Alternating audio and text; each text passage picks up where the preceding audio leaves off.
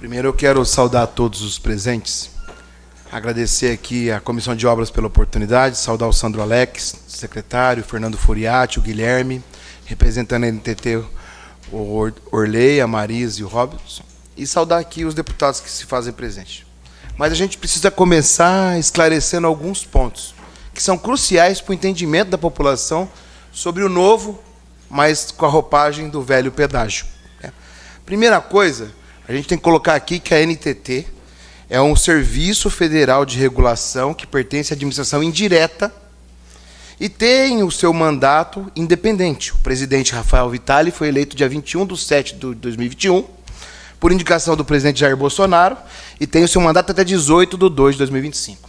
Quando fala que a NTT representa o governo, quer dar uma conotação que o governo federal está concordando com tudo que está aqui dessa forma colocada. Eu quero fazer com todo respeito, Tata Vênia, é como o presidente do Banco Central defende a taxa de juros altos e o governo do presidente Lula defende a taxa de juros a menos de 2 dígitos. Então tem que deixar isso claro, que ele também tem seu mandato independente, para não dar uma conotação que tudo aqui é uma parceria com 100% de concordância da vontade política do governo federal. Não é. Então, com respeito à NTT, que é um órgão de regulação, são muito capacitados e estão aqui. Um outro ponto que a gente precisa colocar nesse processo todo é que quando se fala de bilhões, milhões, obras, investimento, tem que deixar claro para a população que não tem R$1 do governo. Nada. É você que vai pagar. Não é aqui um investimento transformador com dinheiro do governo federal ou estadual. É um dinheiro que vai ser dado pela iniciativa privada, mas vai ser cobrado de você. Portanto, o dono da obra é você. Então, toda essa fantasia que está sendo colocada de bilhões, não se iludam. Vocês vão pagar. Então, temos que deixar isso claro, porque parece que está sendo feito aqui uma transformação do Paraná. Mas a vontade política não foi essa. Aqui o Paraná firmou um acordo de entendimento com o Ministério do Transporte em 13/8/2019, o secretário era o Sandro Alex, que tratou com esse processo junto com a atual NTT. Não é a NTT que o presidente Lula nomeou, é a NTT que o Bolsonaro nomeou. Então, o que está sendo discutido aqui, feito, é uma vontade política do governador Ratinho Júnior junto com o secretário Sandro Alex. E quando o secretário que agradece a Assembleia, olha, parabéns pela votação da delegação das rodovias estaduais para ter esse contrato, eu não votei nesse contrato. Eu votei contra esse contrato. E as emendas que eu propus, que corrigiam as mazelas, infelizmente não passaram. A principal delas, por exemplo, as emendas eram amarra, que se tinha isenção para cidades afetadas com pedágio. Como é o caso da Lapa, com o distrito de Mariental, como é o caso de São Luís do Purunã, em Balsa Nova, como é o caso de São José dos Pinhais, com as comunidades Lavrinha e Olaria. Eram amarras para que cedesse as rodovias estaduais, caso tivesse uma cláusula garantindo o acesso dessas pessoas excluídas. Por isso que eu não votei. Eu não votei também porque a estrada Terra Roxa, que liga Marialva a Mandaguari, que é uma estrada vicinal, foi tampada pelas concessionárias de pedágio por vontade política e tirou o tráfego dos moradores. Eu coloquei como condicionante para ceder as rodovias estaduais. Não votei. E não votarei de novo se tivesse. Quero colocar aqui também que eu defendi, junto com outros deputados, que a gente tivesse transparência, um portal com os números de veículos que passassem nas praças de pedágio, para a gente ter a garantia que se estava tendo mais tráfego do que era cobrado pelo contrato inicial. Por isso eu não votei nessas concessões. Eu também fiz emendas para que as obras em duplicidade, ou seja, as obras que estavam no pedágio antigo, não fossem colocadas no pedágio novo e cobrado do povo paranaense. Não votei e não votaria de novo, porque isso é sacanagem com o povo. Eu também não votei por conta das obras de terceiros. Obras que o Estado do Paraná faz e depois passa para a concessão, como está sendo feito agora. De Itamarana a Londrina tem dinheiro do Paraná, do governo, sendo pago R$100 milhões para fazer a duplicação. Vai dar para a concessionária cobrar. E quem vai pagar o preço? Vocês. Mas quem vai ganhar é a concessionária. O dinheiro já é público aqui. Por isso que eu não votei e não votaria. Porque isso tudo que está tendo aqui, colocado hoje, que é importante deixar claro para a população, tem muitas mazelas. Um outro ponto importante deixar claro para a população, quem era o gestor do contrato do pedágio que acabou em 2021, chama-se Governo do Estado do Paraná. Quem permitiu que acontecesse tudo com o pedágio que aconteceu? Governo do Estado do Paraná. Então, assim, quando as obras não foram realizadas, o governo do Paraná, através da AGEPAR, que é como se fosse a NTT, um órgão regulador, fez um relatório, olha, as obras não estão prontas, mas estava no fim do contrato. Teve tempo de se preparar isso e tomar medida administrativa antes, não o fez. Fez no final. E quando começou a fazer? Quando a frente parlamentar do pedágio foi constituída pelos deputados, começou a cobrar. Quando começaram a ter denúncias. Eu, por exemplo, junto com o Maurício Requião, entramos com uma ação popular antes do governo do Paraná, cobrando os 10 bilhões cobrados a mais das concessionárias. Aí o governo se espertou. É isso que aconteceu. Hoje o Sandro Alex está aqui conosco na audiência, mas ele nunca participou de uma audiência da frente parlamentar na Assembleia para discutir o pedágio. Mas aqui está hoje. Então nós temos que deixar as coisas claras aqui, trabalhar com verdades. Eu não vou ser deselegante, porque eu não sou da minha pessoa ser deselegante. E vou tentar me manter o mais calmo possível, mas o pedágio me tira do sério. Como deve tirar milhões de paranaenses. Então a gente tem que entender bem o que está acontecendo. Outro ponto, o governo do Estado não fez uma consulta pública para a população sobre o pedágio que o povo queria durante esse tempo todo. Ficou no governo e não consultou o povo. E agora vem essa discussão, o pedágio é de manutenção. Falavam até que o pedágio que eu defendia era pedágio caipira, por eu ser do interior. Mas com orgulho, graças a Deus, sou caipira e não nego minhas origens. E eu defendia que o pedágio fosse de manutenção com obras. Nunca defendi que fosse só de manutenção, mas não queria a metodologia que está aí hoje, com a tarifa cara de volta.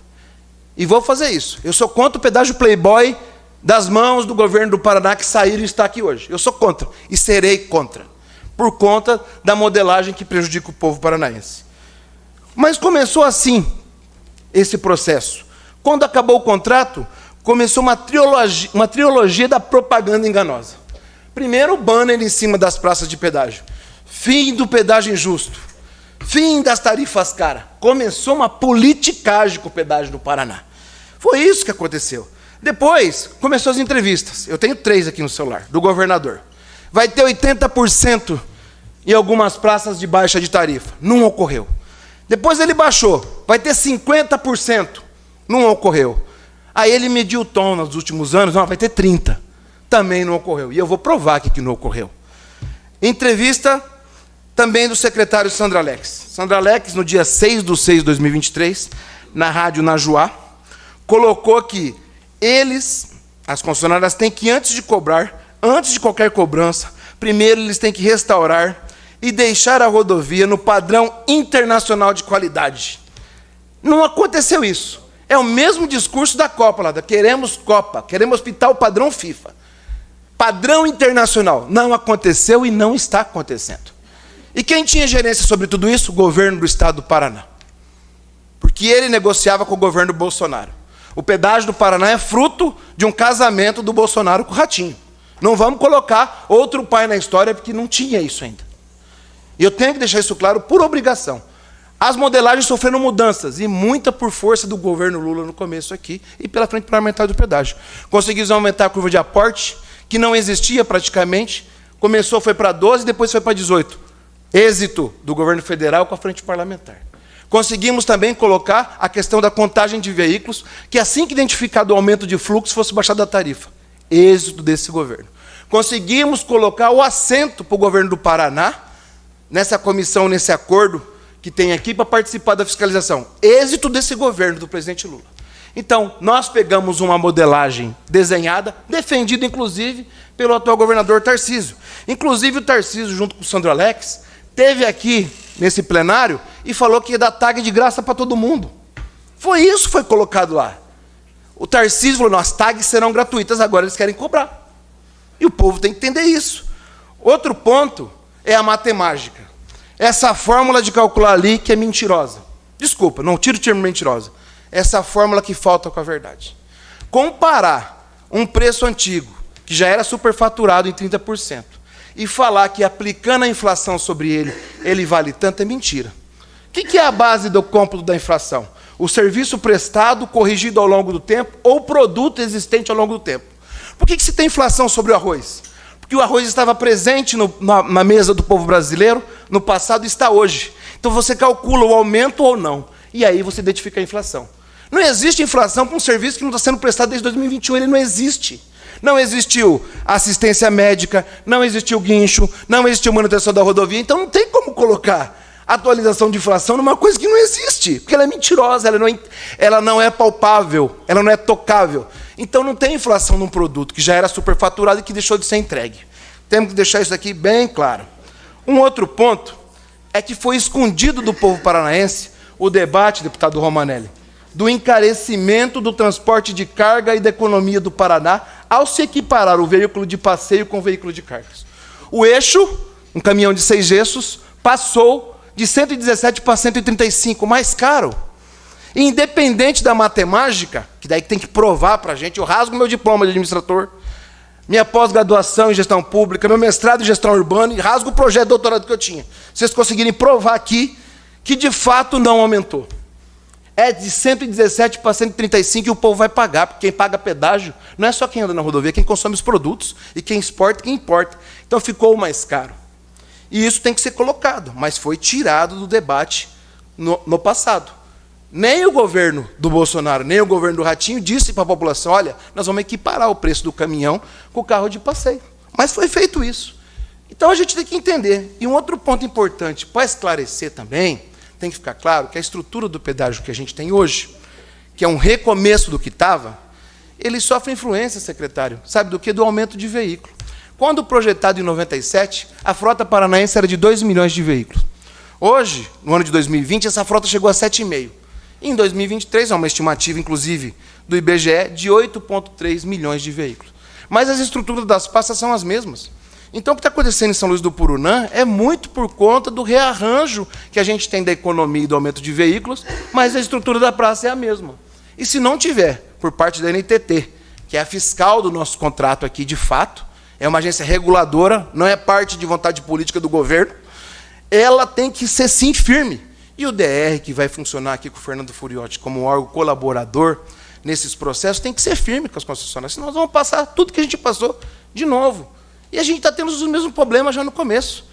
Já é gente segregada, que não pode acessar a cidade mais. A gente teve depoimento ontem aqui do pessoal de São Luís Purunã dizendo que era mais caro pagar o pedágio do que, né, Murilo? Do que comprar o remédio. O pedágio era 8 e o remédio custava 4. Então, assim, esses vão continuando ao longo do tempo se não tiver uma cobrança efetiva.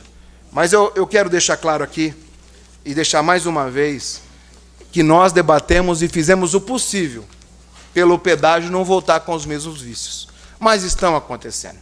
E tem vontade política.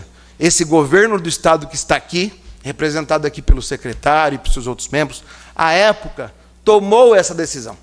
Então, fruto do que está aqui do pedágio, é isso. A NTT que está lá representada é a mesma eleita pelo Bolsonaro, de qual o Ratinho Júnior fez campanha. São Pai, Filho e Espírito Santo do pedágio num só. E não vamos aceitar qualquer conotação que essas mazelas sejam responsabilidade do atual governo do presidente Lula. É muito importante deixar claro. E eu tenho, junto com outros deputados, todo um acumulado de audiências públicas em que o Paraná não queria esse modelo. Mas o governo do Estado se negou a ouvir o povo paranaense, não consultou o povo paranaense sobre o modelo que está aqui. Quero deixar isso bem claro, agradecer a oportunidade. E as perguntas, secretário, ficam em torno do que eu coloquei aqui. Principalmente, quero uma opinião, ou melhor, um esclarecimento, do que será realmente o acordo 4/2023 entre a CEIU, a NTT e o DR, né? Qual que é a função do governo, se é só essa colaborativa, como estão colocando, e qual que vai ser o papel do governo do Estado em pedir agora para que essas mazelas que estão acontecendo, qual vai ser a forma? Porque todas essas denúncias que a gente está colocando aqui hoje, se a gente tivesse cedido as rodovias com as condicionantes de lei para esses problemas, a gente não teria um poder de embargo nesse processo. Agora a gente não tem. Obrigado.